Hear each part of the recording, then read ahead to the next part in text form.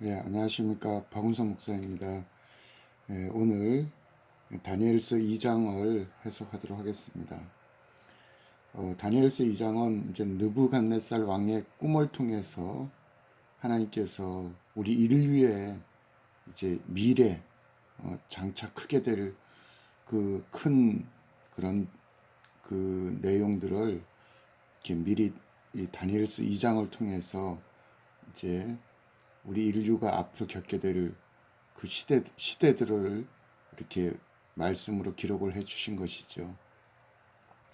이게 느부갓네살 개인의 꿈 같지만은 이 꿈 속에다가 하나님께서 우리 인류 미래 그리고 끝에까지 이제 메시아 왕국이 이루어질 때까지 그 일들을 이렇게 다니엘서 2장에다 기록으로 남긴 것입니다. 자, 느부갓네살이 다스린 지 2년이 되는 해에 느부갓네살이 꿈을 꾸고 그로 말미암아 마음이 번민하여 잠을 이루지 못한지라. 이제 이 장을 이렇게 쭉 읽으면 이제 무슨 꿈을 꿨는지 나옵니다.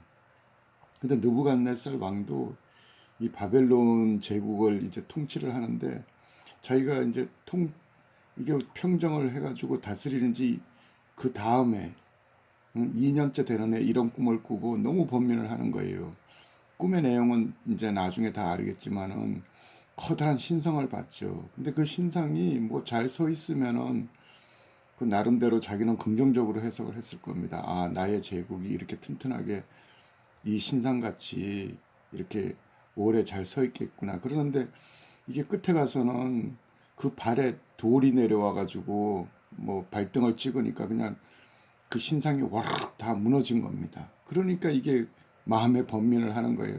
아니 내가 이렇게 이제 바벨론 이 대제국을 이뤄놨는데 이게 이 제국이 무너지는 건가 뭐 그러니까 이 왕으로서 너무 이게 그냥 걱정이 되고 마음이 번민을 해서 이제 잠을 이루지 못한 겁니다.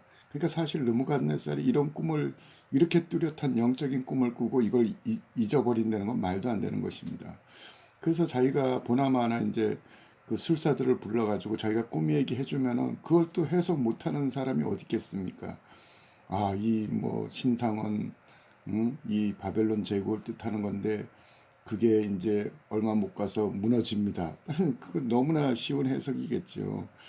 그러니까 이 느부갓네살 왕이 이제 깨를 낸 겁니다. 아, 그럼 꿈부터 맞춰봐라. 내가 무슨 꿈을 꾼지 꿈부터 맞출 정도의 실력이면은 그가 해석하는 것도 맞을 것이다. 그래서 이제 내가 너희들은 꿈부터 맞추라고 막 어거지를 쓴 겁니다. 그러니까 그 술사들이 응? 왕이 물으신 것은 어려운 거라 육체와 함께 살지 아니하는 신들 외에 그 신들 외에는 그 왕이 무슨 꿈을 꿨는지 그걸 보일 자가 이 제국 안에 하나도 없다고 그런 겁니다. 그러니까 왕이 진노를 해서 응? 다 너희들을 시간을 줄 때까지 이거 안 맞추면 다 잡아 죽인다. 이런 명령이 떨어진 것입니다. 그래서 이제 자 18절로 건너갑니다. 이제 다니엘이 이제 집으로 돌아가서 그 친구 하냐냐와 미사엘과 아샤라에게 이 모든 왕궁에서 있었던 일을 가르쳐주고 우리 다 같이 기도하자. 그래서 이 은밀한 일에 대하여 불쌍히 여기사 다니엘과 친구들이 바벨론 다른 지혜자들과 함께 죽임을 당하지 않게 하기를 그들로 하여금 이제 하나님께 기도하게 했다는 것입니다. 근데 그 밤에 이 은밀한 것, 이 느부갓네살 왕이 꾸었던 꿈을 환상으로 다니엘에게 나타나 보이심에 다니엘이 하늘에 계신 하나님을 찬송하니라. 예. 이게 영의 세계에서는 이게 가능합니다. 그래서 이게 은사의 세계에서는 우리가 이 일반적으로 이해 못하는 그런 이 영적인 지식들이 많죠. 저도 우리 큰아이가 어렸을 때 그 어린아이들은 이제 영안이 잘 열리는데 그 어떤 계기를 통해서 이 아이가 영안이 열리니까 뭐 사람들 뒤에 있는 막 천사들을 막 보는 거예요. 그래서 저는 그게 안 보이고 그래서 이제 그 아이한테 그냥 궁금해서 많이 물어봤죠. 많이. 그 제가 또 뭐 유명한 어떤 사역자가 있으면 뒤에 있는 천사를 그림을 그리게 해가지고 그때 하여간 제가 몇 년 동안 이 우리 아이를 통해서 하여간 그 천사의 세계라든가 그리고 뭐 이 영안이 열리니까 그 예수님의 음성이 바로바로 그냥 뭐 여쭤보면 그냥 시간이 안 걸려요. 바로바로 그냥 예수님의 음성을 대언을 해주고 그랬습니다. 하여간 그 영의 세계는 이렇다는 거예요. 그러니까 이게 느부갓네살 왕이 꾼 꿈을 다니엘이 그냥 밤의 환상으로 그냥 그대로 재현을 다시 볼 수 있는 것입니다. 그래서 다니엘이 이제 영원부터 영원까지 하나님의 이름을 찬송할 것은 지혜와 능력이 그에게 있습니다. 그러니까 이 느부갓네살에게 이 인류의 미래사를 가르쳐 주신 분도 하나님이시기 때문에 하나님이 이제 우리 인류에게 이걸 예언으로 남기기 위해서 이제 다니엘에게도 이걸 가르쳐줘서 이걸 기록을 한 것입니다. 그는 때와 계절을 바꾸시며 왕들을 폐하시고 왕들을 세우시며 지혜자에게 지혜를 주시고 총명한 자에게 하나님의 지식을 주시는도다. 그러니까 이게 모든 게 하나님 손에 달렸다는 거예요. 왕들을 세우고 왕들을 폐하는 것이 마치 계절이 바뀌는 것처럼 그렇게 하시고 또 하나님을 찾는 지혜자들에게 하나님의 지혜와 총명과 하나님의 하늘의 지식을 주신다는 것입니다. 그래서 이 우리 인류 미래를 다니엘서 4장에서는 하나님이 다 주관하신다는 거예요. 지극히 높으신 이가 사람의 나라를 인간 나라를 다스리며 자기의 뜻대로 그것을 누구에게든지 주시며 또 지극히 천한 자를 그 왕위에 세우시는 줄 사람들이 알게 하려 하심이라. 우리가 뭐 민주적인 절차를 거쳐 선거를 통해서 우리의 대통령을 뽑고 또 각 나라가 뭐 그렇게 정치인들을 뽑는 것 같지만은 다 하나님의 주권 속에 있다는 것입니다. 하나님이 그 인간 나라를 통치하며 그 하나님의 뜻대로 누구에게 그 기간을 맡기는지 또 누구를 그 왕위에 그 세우는지 다 하나님 주권에 있다는 것입니다. 그래서 우리는 믿는 자들은 그걸 믿고 이 악한 뭐 정부나 이 정권을 두고도 하나님이 언젠가는 이걸 다 하나님 때 심판하시고 하나님 마음에 택하신 자를 또 세운다는 것을 믿고 이렇게 나가야 됩니다. 그래서 이제 다니엘이 내가 주께 감사하고 주의 이름을 찬양하나이다. 주께서 그 왕의 일을 내게 다 보여주셨나이다. 하고 이제 그 근위대장 아리옥을 찾아가지고 이제 그 죽이지 말라. 바벨론 그 박사들을 죽이지 말라고. 그래서 이제 그가 이제 왕 앞에 들어갑니다. 그래서 왕 앞에 오직 이 은밀한 것을 나타내실 이는 하늘에 계신 하나님이나이다. 그가 느부갓네살 왕에게 후일에 될 인류의 미래를 알게 하셨나이다. 자, 그러면서 이제 꿈과 그 환상에 대해서 이제 이것을 쭉 얘기를 하는데, 자, 이제 꿈부터 내용을 얘기를 합니다. 왕이 꿈에서 한 큰 신상을 보셨나이다. 그 신상이 왕 앞에 섰는데 크고 강체가 매우 찬란하며 그 모양이 심히 두려우니 그 우상의 머리는 순금이요 가슴과 두 팔은 은이요 배와 넓적다리는 노시요 그 종아리는 새요 그 발은 얼마는 새요 얼마는 진흙이었나이다. 뭐 여기까지 꿈의 내용을 얘기하니 뭐 느부갓네살이 놀랬겠죠. 자, 근데 왕이 보신즉 그 끝에 손에 대지 아니한 돌이 나와서 신상에 새와 진흙에 발을 쳐서 부러뜨리매 그때 새와 진흙과 놋, 은, 금이 다 부서져 여름 타작마당에 겨같이 되어 바람에 불려 간 곳이 없고 우상을 친 돌은 태산을 이루어 온 세계에 가득하였나이다. 이렇게 그냥 꿈의 내용을 그대로 얘기를 해준 거예요. 그리고 이제 해석을 해드리는 겁니다. 자, 이제 해석은 이러하나이다. 왕이여. 왕은 여러 왕들 중에 왕이라. 왕 중에 왕이라는 것입니다. 하늘의 하나님이 나라와 권세와 능력과 영광을 왕에게 주셨고 사람들과 들짐승들과 공중의 새들 어느 곳에 있는 것을 막론하고 그것을 왕의 손에 넘기사 다 다스리게 하셨으니 왕은 그 신상의 금머리를 뜻하는 것입니다. 자, 왕을 디어 왕보다 못한 나라가 일어날 것이요. 또 셋째로는 녹 같은 나라가 일어나서 온 세계를 다스릴 것이며, 넷째 나라는 강아기가 새 같으니 새는 모든 물건을 부서뜨리고 이기는 것이라. 새가 모든 것을 부수는 것 같이 그 나라가 문나라를 부서뜨리고 찢을 것이며, 왕께서 발과 발가락이 얼마나 토기장에 진흙이요 얼마나 새인 것을 보셨은즉 그 나라가 나누일 것이며, 왕께서 새와 진흙이 섞인 것을 보셨은즉 그 나라가 새 같은 든든함이 있을 것이나, 그 발가락이 얼마나 새요 얼마나 진흙인즉 그 나라가 얼마나 든든하고 얼마나 부서질 만한 것이며, 왕께서 새와 진흙이 섞인 것을 보셨은즉 그들이 다른 민족과 서로 섞일 것이나 그들이 피차에 합하지 아니함이 새와 진흙이 합하지 않은가 같으니이다. 예. 이제 이 해석이 이게 어떤 거냐 하면은, 이제 이스라엘을 중심으로 한 이스라엘에게 영향을 지배했던 그런 큰 제국이 있는데, 이제 그 정금머리, 이제 이 신상이 5부분으로 이루어지죠. 맨 위에 정금머리는 이 당신, 그러니까 왕 그 바벨론 제국을 뜻한 것입니다. 그러니까 이 정금머리처럼 가장 뛰어난 제국이었죠. 그러나 아주 짧은 기간에 존속했죠.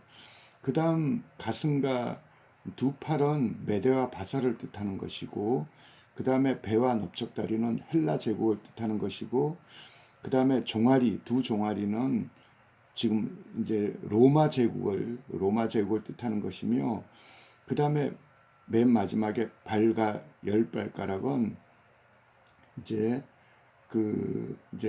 이게 이제 후 3년 반의 적그리스도 제국을 뜻하는 것입니다. 그러니까 이스라엘 구속사 관점으로 보면은 이 종아리, 이 로마 제국부터 발과 10발가락 그 사이에는 기독교 이방인의 구원, 그러니까 기독교 2000년이 가로 속에 압축이 돼 버린 거예요. 그러니까 이스라엘 구속사 관점에서는 그 가로 속에 기독교 이 교회 시대 2000년은 뺍니다. 빼버리면은 종아리, 그러니까 로마 시대에서 바로 발과 발가락 시대로 이제 후 3년 반 적그리스도 제국으로 넘어간다는 것입니다. 근데 그 마지막에 여기서 이제 중요한 해석은 이제 발과 10발가락 그 마지막 제국에 대한 것인데, 그것은 새와 진흙으로 이루어져 있었다는 것입니다. 근데 그 새와 진흙이 섞일 것 같지만 섞이지 않더라. 새는 든든하고 진흙은 부서져서 이것들이 이렇게 융합이 될 것 같지만 이게 결코 이 융합이 안 되는, 그럴 때 하늘에서 이 돌이 내려와서 그냥 그 새와 진흙을 쳐버리니까 이 우상 전체가 그냥 무너지더라. 이런 꿈이었습니다. 근데 이제 해석이 중요한데, 이제 우리에게는 이제 로마, 이제 예수님이 오셨던 초대교회 로마 시대까지는 이게 역사 속에서 다 이루어진 거예요, 제국이. 그런데 종아리 밑에 이제 발과 10발가락, 이것은 이제 그 해석은 끝에 후 3년 반 42달 적그리스도 제국을 뜻하는 것입니다. 근데 그것이 새와 진흙으로 얽혀 있었다는 거예요. 그러니까 새는 로마의 전통을 이어받았다는 것이죠.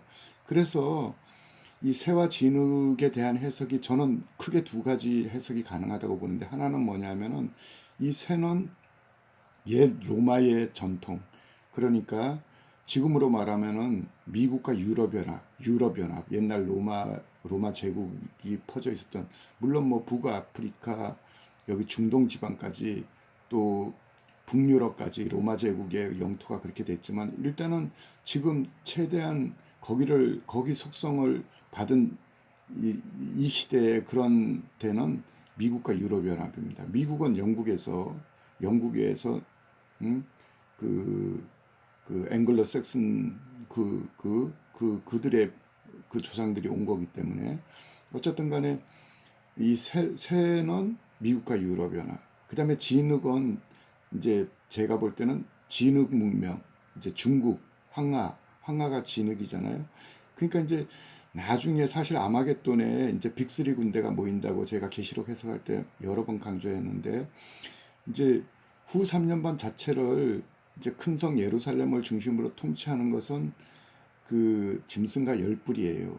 근데 그 끝에 아마겟돈에 모일 때는 북쪽에 있는 고개 군대, 러시아가 중심되는 러시아 연합들이 내려오고, 그 다음에 이제 동방에서 오는 왕들, 이제 중국 군대가 주축이 된 군대들이 올 것입니다.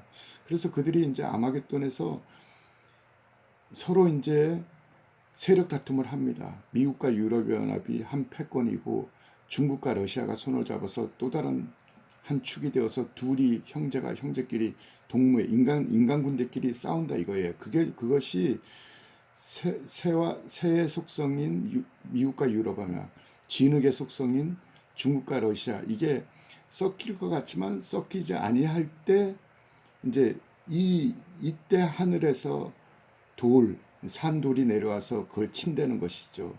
하늘에 백마탄 예수님의 군대가 내려온다는 것이죠.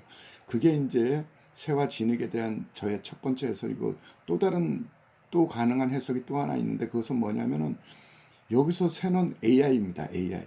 우리 인간 문명의 최고 정점이 뭡니까? AI입니다.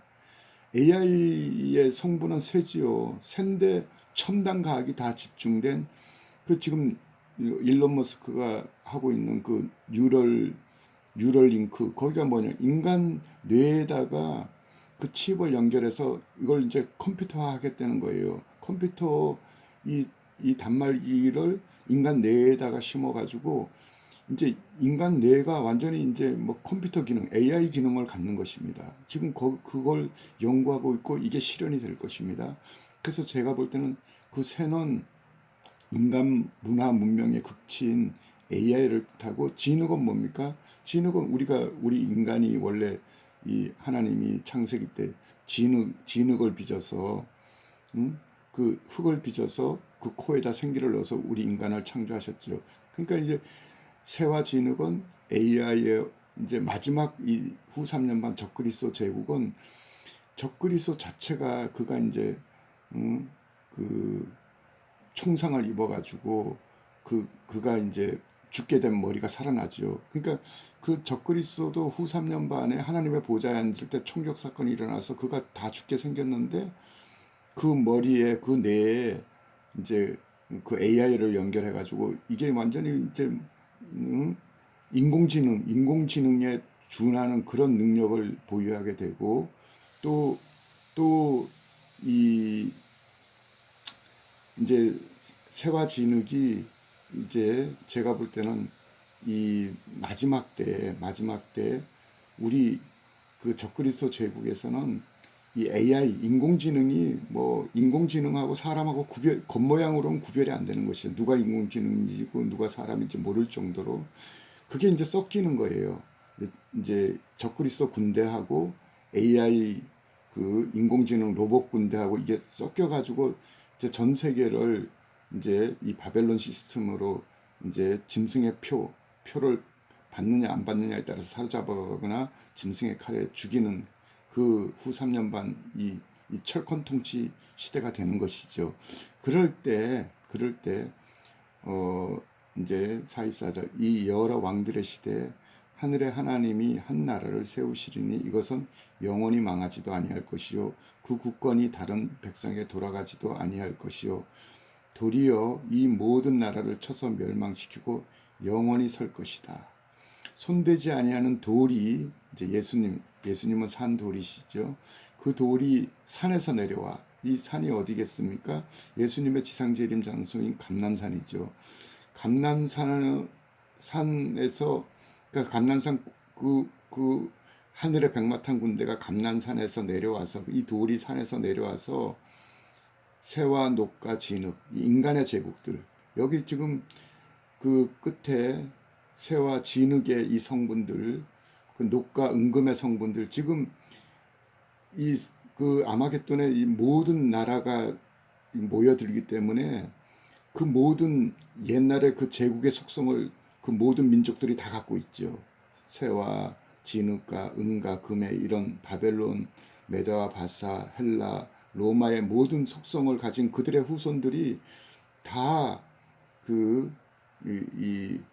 이 이스라엘산, 그러니까 그 감람산 그 주변 예루살렘 그 기드론 골짜기, 거기가 포도주 틀이 될 거니까 거기로 다 모인다 이거예요. 그때 산돌이신 주님이 하늘의 군대 백마탄 군대를 데리고 내려와서 그들을 다 인간 군대를 무너뜨릴 것을 이것을 왕께서 보신 것은 크신 하나님이 장래 우리 인류의 미래를 왕에게 알게 하신 것이라. 그래서 이 꿈은 참되고 이 해석은 확실하나이다.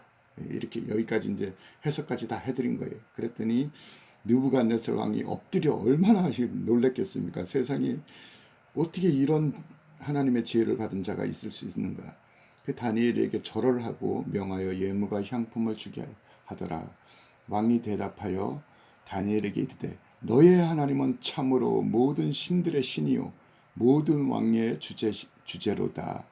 결국 이제 나중에 이제 다니엘서를 보면 이 느부갓네살이 또 쫓겨나죠. 쫓겨나서 그 들청초에서 7년간 새 발투보의 모양을 하고 있고 정말 그 비참한 그런 데까지 쫓겨났다가 그가 이제 온 세계를 이 다니엘의 하나님이 통치한다는 걸 알고 그가 이제 믿음의 사람, 믿음의 왕이 되어서 돌아옵니다.